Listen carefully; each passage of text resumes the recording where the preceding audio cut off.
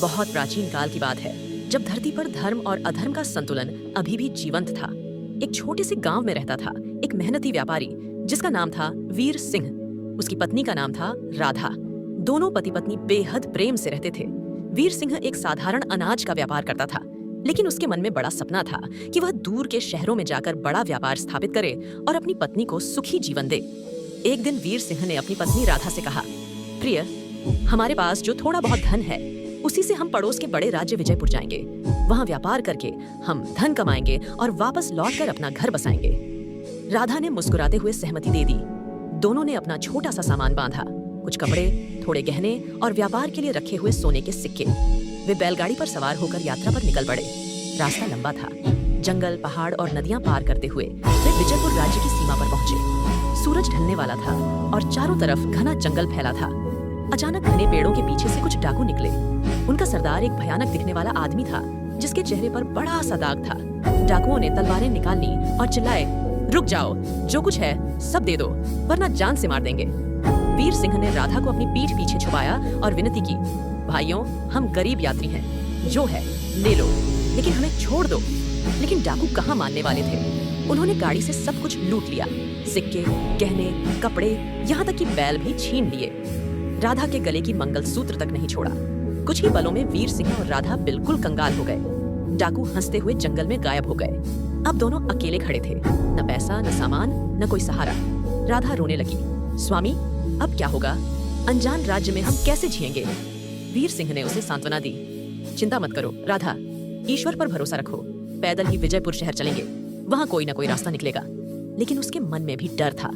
शहर में बिना पैसे के भिखारी बनकर जीना पड़ता है, यह वह अच्छी तरह जानता था। दोनों पैदल चल पड़े। थकान और भूख से उनका बुरा हाल था। शहर के द्वार नजदीक आने लगे।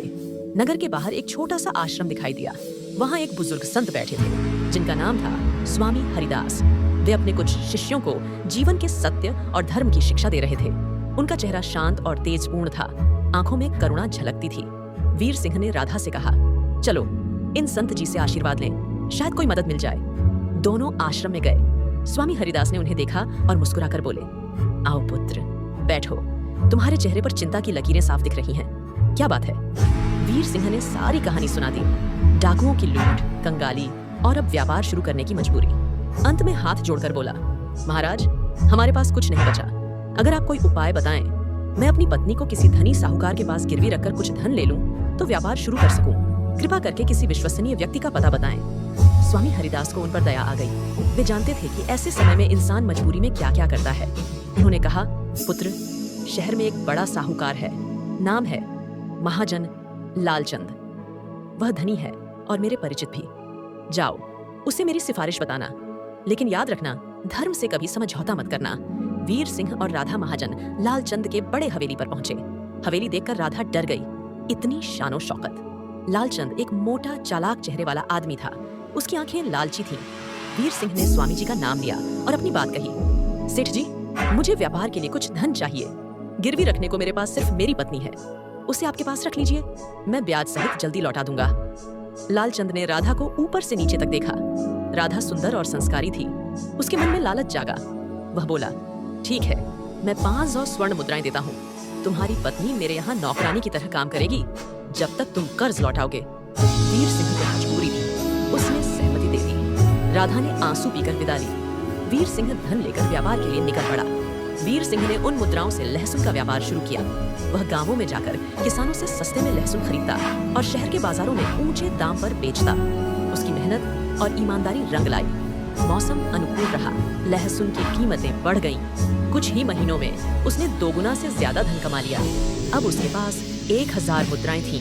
वह खुशी खुशी लालचंद के पास लौटा। सेठ जी, अपना कर्ज और ब्याज ले लीजिए, मेरी पत्नी मुझे लौटा दीजिए, वीर सिंह ने कहा। लालचंद ने उदास चेहरा बनाकर कहा, अरे भाई, क्या बताऊं, तुम्हारी पत्नी को 2 महीने पहले तेज बुखार आ गया। मैंने बड़े बड़े वैद्य बुलाए, महंगी दवाइयां दिलाईं, लेकिन उसे बचा नहीं सका। वह चल बसी। मैंने उसका अंतिम संस्कार भी करवा दिया। यह सुनकर वीर सिंह के पैरों तले जमीन खिसक गई। वह रो पड़ा। राधा उसके जीवन की एकमात्र सहारा थी, लेकिन उसने खुद को संभाला और कहा, सेठ जी, जो हो गया सो हो गया। नियति को कौन टाल सकता है, लेकिन कर्ज तो चुकाना है। पैसे ले लीजिए ताकि मेरा मन शांत हो। लालचंद ने नाटक किया, नहीं भाई, अमानत में खयानत हुई, मैं तुमसे पैसे कैसे लूं? तुम्हारा कर्ज माफ। वीर सिंह ने बहुत अनुरोध किया, लेकिन लालचंद नहीं माना। अंत में उदास मन से वीर सिंह वहां से लौटा। रास्ते में वह फिर स्वामी हरिदास के आश्रम पहुंचा। स्वामी जी प्रवचन दे रहे थे। वीर सिंह चुपचाप बैठ गया। प्रवचन खत्म होने पर स्वामी ने उसे पहचान लिया और पूछा, पुत्र क्या हुआ? वीर सिंह ने रोते हुए सारी बात बताई।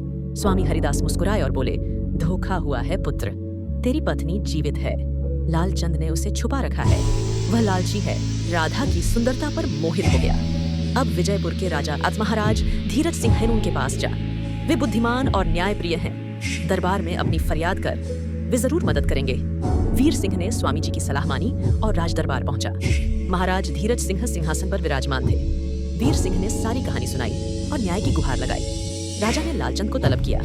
लालचंद आया और बोला, हाँ महाराज, यह सच है कि इसने पत्नी गिरवी रखी थी, लेकिन वह 2 महीने पहले मर गई। मैं क्या करूं?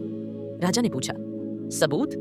लालचंद ने आत्मविश्वास से कहा, महाराज, वैद्य भी हकीम गुलाम अली गवाही देगा कि उसने इलाज किया, और 4 व्यक्ति गवाह हैं कि उन्होंने शव को श्मशान ले जाकर जलाया।